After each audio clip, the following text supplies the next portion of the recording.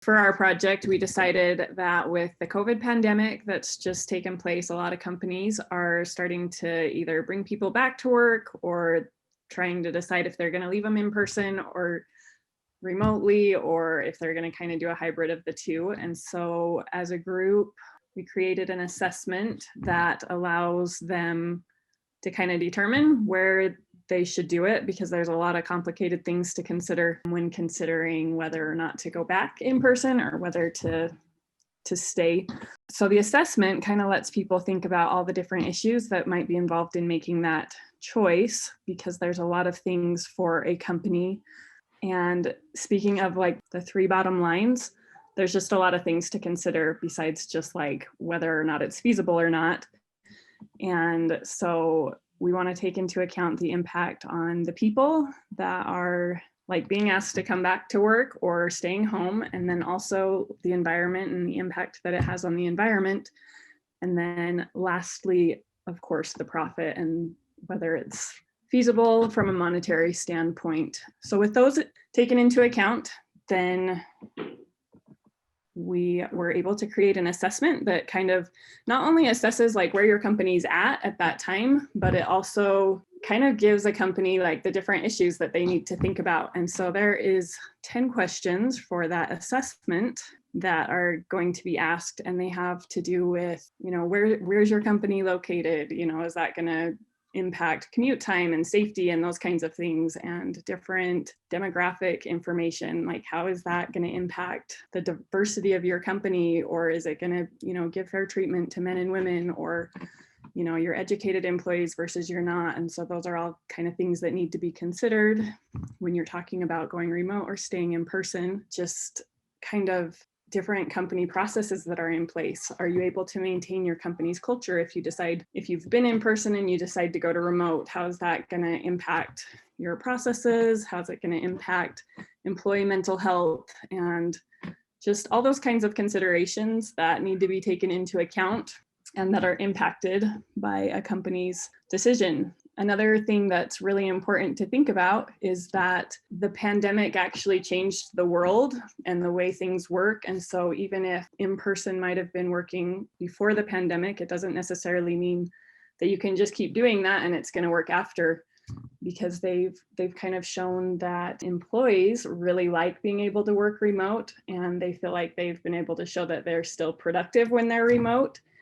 And so, but ironically, employers really want to go back in person, generally speaking, and they want to have their people there for that team and culture. And a lot of things are just easier for a company as a whole to be in person. And so there's kind of that gap between what employers want and what employees want. And so this assessment can kind of help employees and employers kind of mitigate some of those issues and help a company kind of stay competitive going forward, depending on how they decide to bring their workers back.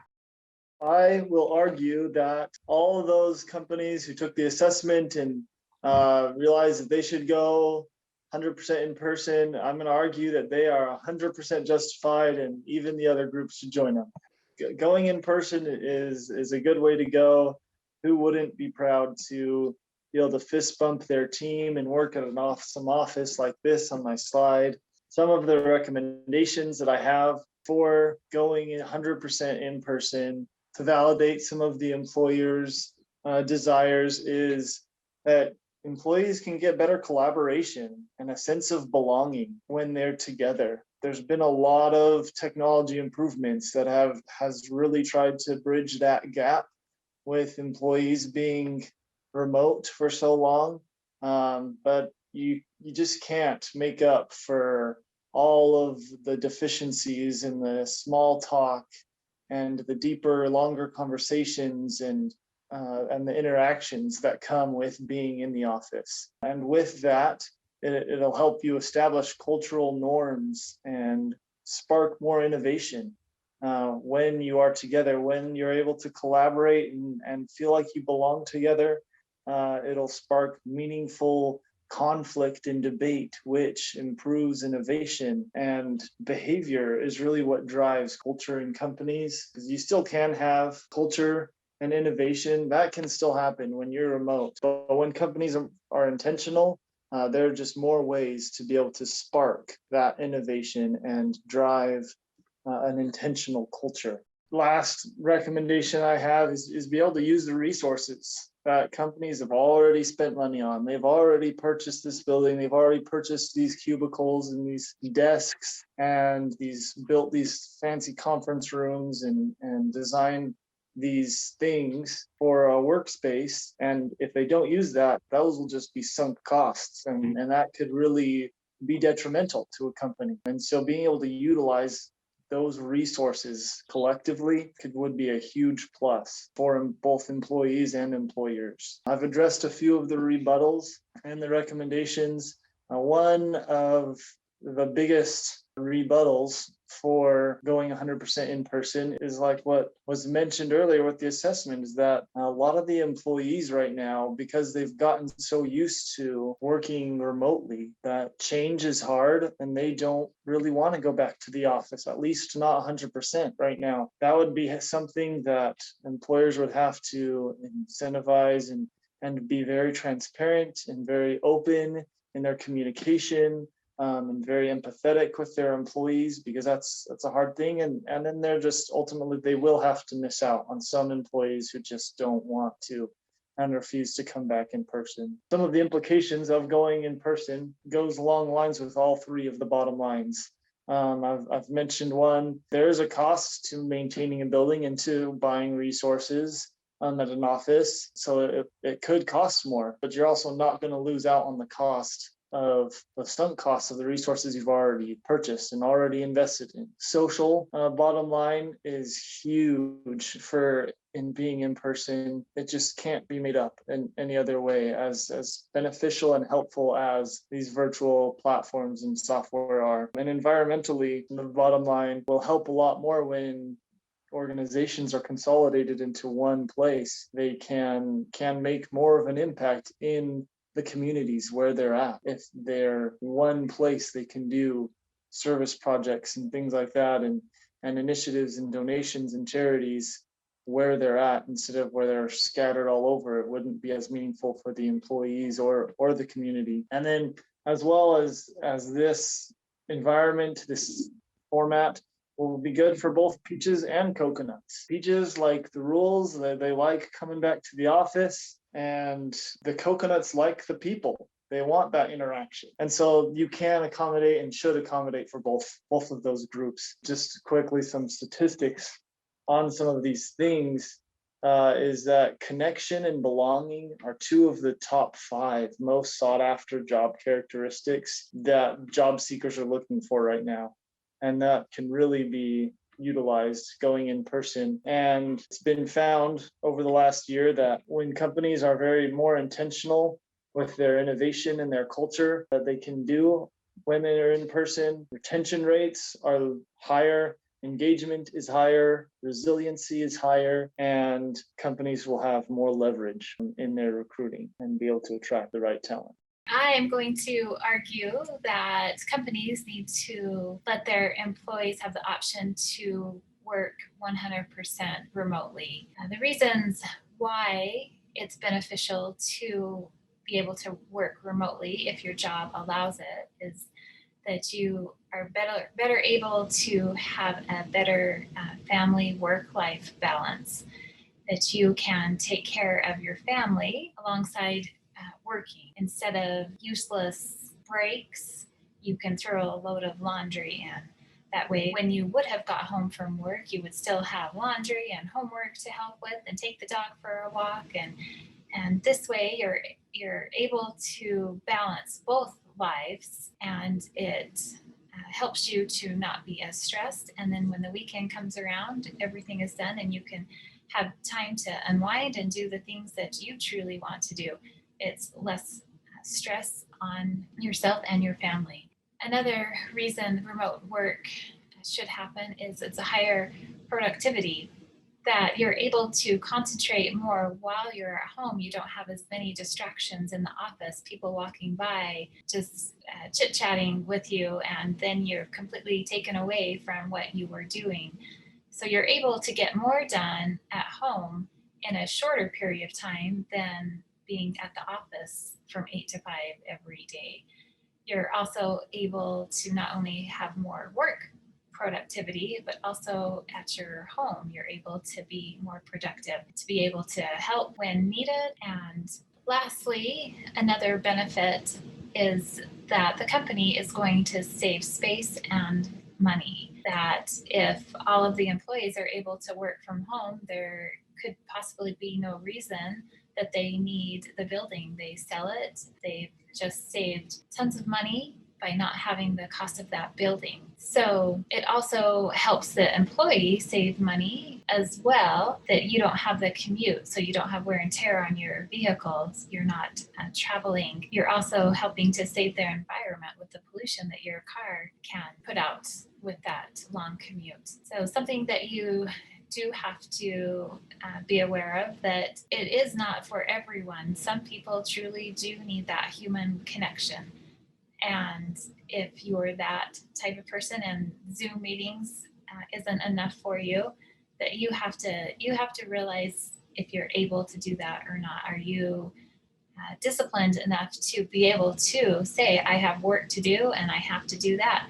Be able to shut the door and get your work done while you're at home. So it takes the right kind of person to be able to work from home, and you have to, that would be the one rebuttal that would negate remotely working. With the innovation being part of our world, we have to be able to learn from what we've been taught with this COVID-19 pandemic, be able to utilize all that we've gained from it and to continue forward. So take those valuable lessons that we've learned and keep going on. I am going to argue that the hybrid work style is the best style for employees, especially coming out of COVID.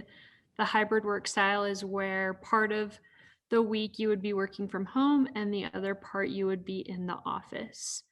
Some benefits from hybrid work style is that employees are more productive from home, they have less distractions, and they can pick and choose the best times that work for them to be at their most productive peak. Employees in the hybrid work system, when you have employees not in the office, it can drastically cut costs because companies can change their office layout to reduce the size, which can decrease rent. And at the same time, it can help with other expenses such as office supplies because you're not paying for employees to be in the office every day and to be using those office supplies. And the last benefit is that having the hybrid work style can increase employee satisfaction from being able to work remotely and choose and pick their schedule. It gives the employee